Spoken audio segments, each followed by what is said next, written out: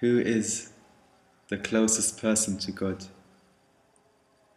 Who is the nearest person to the Messenger of God? Who is the most beloved of all people to the friends of God? Sometimes when we ask ourselves this question, the first person who comes to mind is perhaps a scholar who gives many lectures, perhaps a person who studied many years, perhaps someone who writes many books, perhaps someone who's known around the world, whose name is spread around the world for being a pioneer for change, perhaps someone who's known to defend through their writing and speeches the truth. In one narration from the guides from the Holy Prophet's household, in which they describe their followers. So now it's not about the tongue anymore.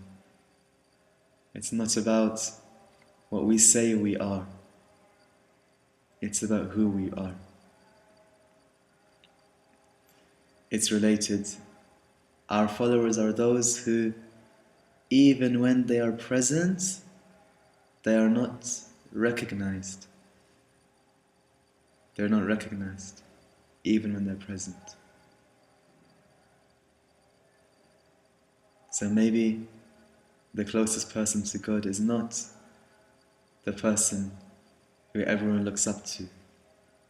Maybe he's the person who you see and you turn away from.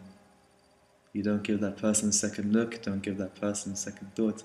Maybe it's the person who cleans the toilets.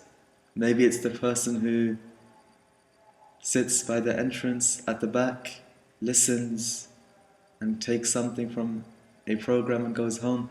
Maybe it's someone he would never even have thought this person is anyone. Maybe it's someone who can't even read or write. Maybe it's not someone with nice clothes. Maybe it's not someone with nice perfume. Maybe it's not someone who's known by the whole world. Maybe it's that person who comes and hears and thinks to himself, wow, look how far away I am from God. That person is so close, but me, I'm so far. Maybe that is the person who's closest to God. It's related in a tradition that many a person recites the Quran while the Quran is cursing them. Maybe a person's memorized the whole Quran, knows the Quran inside out, back to front, upside down, anyway, knows the Quran like the back of his hand, can quote you any verse. And a person comes and they listen to the Quran, and this person doesn't know how to read the Quran. And in their hearts they feel, wow, I can't even read the Quran. I'll try. And they sincerely try, and they make mistakes in their recitation. Maybe that recitation full of mistakes is more beloved in the eyes of God than the recitation of the best reciters in the eyes of people. How much longer shall we continue deluding ourselves? How much longer shall we measure piety by these outward things that have no value? Until when? When will we stop looking through our eyes and start looking through His eyes?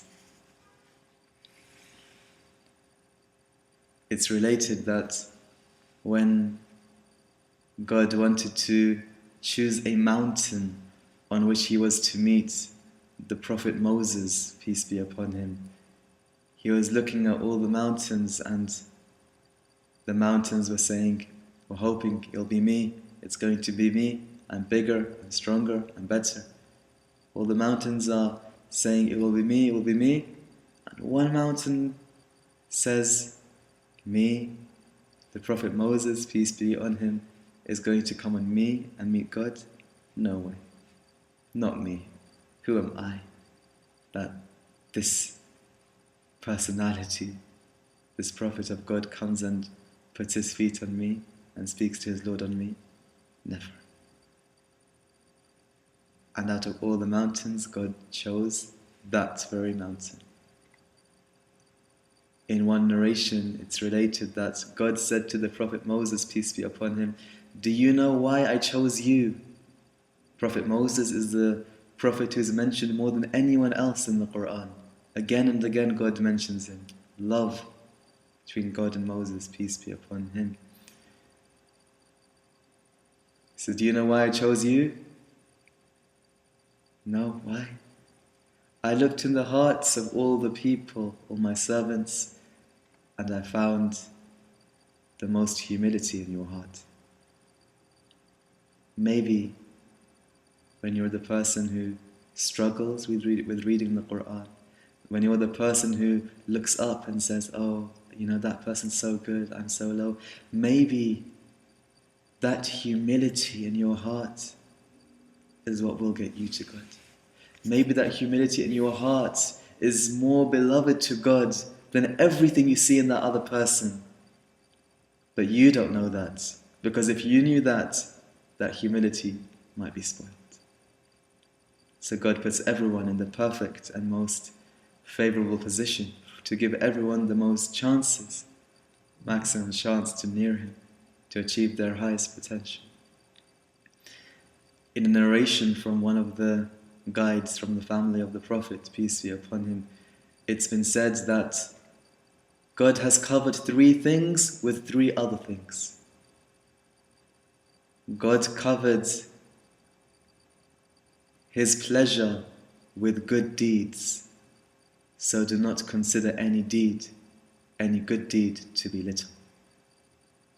And God covered His displeasure with evil deeds, so do not consider any evil deed to be little. And God covered His friends with the people, so do not consider any person to be little. Assalamu alaikum wa rahmatullahi wa barakatuh.